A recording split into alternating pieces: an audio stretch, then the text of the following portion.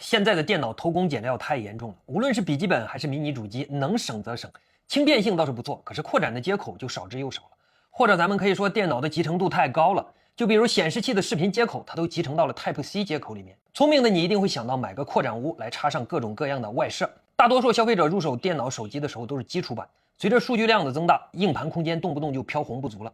聪明的你一定和我不谋而合，入手各种各样的移动硬盘、扩展坞、移动硬盘、外置有线网卡、读卡器，这些就不能整合到一起吗？做得更加简单实用吗？哎，你还别说，真让我发现了这样的数码好物，一款集成了移动硬盘功能的多合一扩展坞，它就好似特立独行的鸟中蝙蝠。这款300多元的奥瑞科硬盘扩展坞成功勾起了我的探索欲，拿下，咱们直接拿下！这款10合一的奥瑞科扩展坞呢，小巧紧凑，实用好玩，集成度也非常的高，非常适合迷你主机还有 MacBook 这样的轻薄类笔记本来做扩展使用。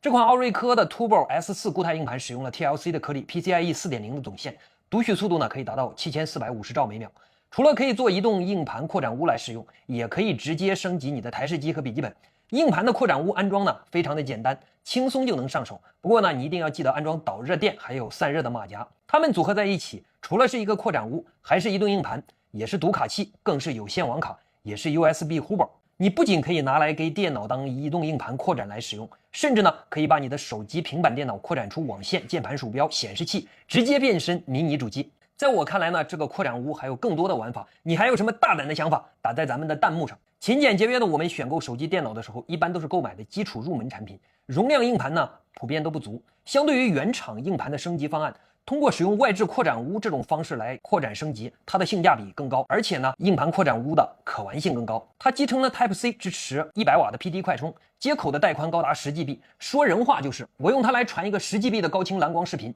仅仅需要8秒钟左右。实际的传输文件速度呢，都在1000兆左右，这个速度比很多 SATA 固态硬盘的速度都要快。大体积的高清视频剪辑的时候呢，用它来做外置的视频素材库，也不会感觉到卡顿。更让我感觉到意外的是，在这个小小的硬盘扩展坞内部，居然还带一个散热的风扇。10合一的扩展坞，它在满载的时候呢，数据吞吐量都比较大，内部产生的热量自然也会比较多。风扇的加入能够带来更好的散热性能，保证硬盘扩展坞持续工作的稳定性。在这几天我使用的体验中，奥瑞科的硬盘扩展坞和我的迷你主机以及苹果笔记本是高度契合的。奥瑞科的扩展坞呢还有好几款，后面阿健都会拿出来给大家做把玩。如果你的工作场景和我差不多，你一定也要拿回来试一试，记得回来分享你的使用新玩法和感受。我是阿健，如果你和我一样喜欢数码好物，记得互动支持一下，下期视频我们不见不散哦。